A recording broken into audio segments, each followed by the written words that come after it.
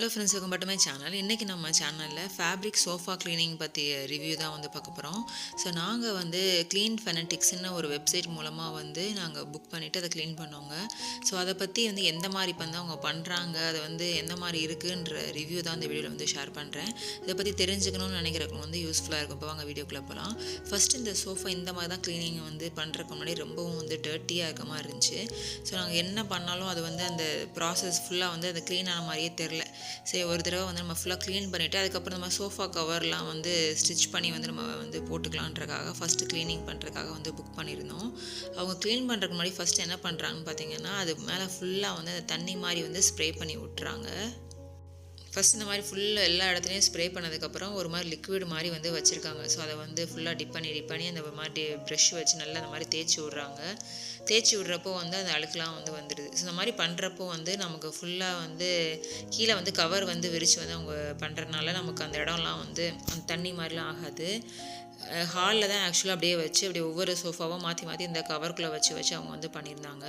இது ப்ரமோஷன் வீடியோலாம் கிடையாது. இந்த மாதிரி வந்து சோஃபா க்ளீனிங்லாம் பண்ணுறப்போ வந்து ஒர்த்தாக இருக்கா அப்படின்ற மாதிரி தெரிஞ்சுக்கணும்னு நினைக்கிறவங்களுக்காக தான் இந்த வீடியோ வந்து ஷேர் பண்ணியிருக்கேன்.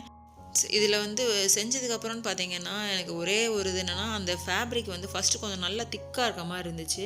ஸோ ஆனால் அந்த ப்ராசஸ் பண்ணதுக்கப்புறம் கொஞ்சம் ரொம்ப ஒரு மாதிரி சாஃப்டானது மாதிரி எங்களுக்கு ஒரு ஃபீலிங். உங்களுக்கு தெரிஞ்சால் சொல்லுங்கள் அதை பற்றி. எப்பவுமே இந்த மாதிரி சோஃபா வந்து கொஞ்சம் நம்ம வந்து நீட்டாக மெயின்டைன் பண்ணணும். அது வந்து உட்காரதுக்கு மட்டும் நம்ம வந்து யூஸ் பண்ணணும். சில சமயம் வந்து சாப்பிட்ற பொருள்லாம் வந்து சிந்துறது, இந்த மாதிரிலாம் பண்ணுறப்ப தாங்க கொஞ்சம் கொஞ்சமாக அந்த அழுக்கு சேர்ந்து இந்த மாதிரி வந்து இப்படி ஆயிடுது. இதுக்கு சார்ஜுன்னு பார்த்தீங்கன்னா, ஒரு சீட்டுக்கு வந்து 350 கிட்ட வந்து ஆகுங்க. ஸோ எங்களுக்கு வந்து ஒரு 9 சீட்டு கிட்ட வந்துச்சுன்னா 7 சீட்டு உட்காருறது, டீப்பாயும் அந்த குட்டியாக குஷன்மாக இருக்குது பாருங்கள். ஸோ அதையும் சேர்த்து வந்து கணக்கு பண்ணி ஒரு 9 சீட்டு கிட்டன்னு கணக்கு பண்ணி நாங்கள் வந்து க்ளீன் பண்ணுறதுக்கு வந்து புக் பண்ணியிருந்தோம். ஃபஸ்ட்டே புக் பண்ணால் அவங்க வந்து டைம் வந்து ஸ்லாட் மாதிரி இருக்கும். ஸோ அதில் நம்ம புக் பண்ணிவிட்டு அதை வந்து எந்த டைம் வந்து நம்ம ஃப்ரீயாக இருப்போம் அப்படின்ற மாதிரி நம்ம வந்து பார்த்து வந்து பேசிக்கலாம். சோஃபாவில் வந்து லெதர் மாதிரி இருக்கும் பார்த்தீங்களா, ஸோ அதுக்கெலாம் வந்து 500 வந்து சார்ஜ் பண்ணுறாங்க.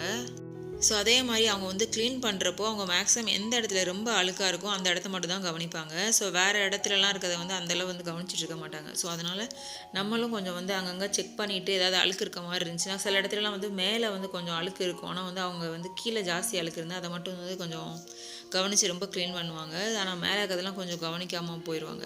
ஸோ அதனால் அப்பப்போ நீங்களும் கொஞ்சம் செக் பண்ணிவிட்டு அதுக்கப்புறம் வந்து சொன்னீங்கன்னா அவங்க வந்து க்ளீன் பண்ணுவாங்க. அதுக்கப்புறம் இந்த மாதிரி ஸ்க்ரப்பர் ஃபுல் வந்து தேய்ச்சி முடிச்சதுக்கப்புறம் இந்த மாதிரி வச்சு ஃபுல் தண்ணி வந்து அப்சர்வ் பண்ணிடுறாங்க. க்ளீன் பண்ணது பாருங்கள் இவ்வளோ காமிச்சாங்க. அதில் மண் மாதிரி இவ்வளோ வந்து கொஞ்சம் கொஞ்சமாக வந்து சேர்ந்து இவ்வளோ ஆயிருந்துருக்குங்க. ஃபஸ்ட்டு வந்து க்ளீன் பண்ணுறதுக்கு முன்னாடி உங்களுக்கு வந்து காமிக்கிறேன் பாருங்கள். இந்த மாதிரி இருந்தது வந்து க்ளீன் பண்ணதுக்கப்புறம் வந்து கொஞ்சம் நல்லாவே டிஃப்ரென்ஸ் வந்து தெரிஞ்சிச்சு. ஸோ ஆனால் கொஞ்சம் வந்து இந்த அந்த ரொம்ப கொஞ்சம் நல்லா ஹார்டாக இருந்தது, கொஞ்சம் வந்து தேய்ச்சதில் கொஞ்சம் ரொம்ப சாஃப்டான மாதிரி வந்து எங்களுக்கு ஒரு ஃபீல் வந்து இதில் இருக்குது. இப்போ நல்லா காஞ்சதுக்கப்புறம் நெக்ஸ்ட் டே வந்து காமிக்கிறேன். ஒரு 8 ஹவர்ஸ் கிட்ட வந்து ஃபேன் போட்டு விட்டு காஞ்சதுக்கப்புறம் பார்த்திங்கன்னா நெக்ஸ்ட் டே வந்து இப்படி இருக்குது. ஸோ ஃபஸ்ட்டு இருந்ததுக்கும் இதுக்கும் நல்ல டிஃப்ரென்ஸ் வந்து தெரியுதுங்க. ஆனால் வந்து கொஞ்சம் அது ரொம்ப சாஃப்ட் ஆனனால நமக்கு வந்து உட்காரப்பையும் சரி, இது இடத்துலலாம் நம்ம வந்து எதுவுமே வந்து கொஞ்சம் ரொம்ப கேர்ஃபுல்லாக பண்ணுறதுக்கு பதிலாக ஒரு கவர் வாங்கி போட்டுருக்கலாம் அப்படின்ற மாதிரி ஒரு ஐடியாவில் இருக்கும். ஸோ கவர் வந்து வாங்கி போட்டதுக்கப்புறம் அதை பற்றி டீட்டெயிலாக உங்களுக்கு வந்து ஷேர் பண்ணுறேன்.